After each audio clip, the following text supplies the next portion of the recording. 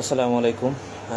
সবাইকে চা দিবসের শুভেচ্ছা এবং সবাইকে প্রথমেই জানাই চায়ের দাওয়াত। যেহেতু আজকে চা দিবস, আর আজকে বিশেষ হলো যে বিদ্যুৎ ছিল না। আজকে চা সম্পর্কে অনেক কিছু আলোচনা করার কথা ছিল, ইচ্ছে ছিল, বাট বিদ্যুতের জন্য আসলে এটা হয়নি। তারপর ভাবলাম যেহেতু আপনাদেরকে পোস্ট দিয়েছি যে আজকে এ ব্যাপারে আলোচনা করব, কিছু কথা বলবো, তো এই জন্যই জাস্ট আসলে লাইভে আসা এত রাত্র করেও।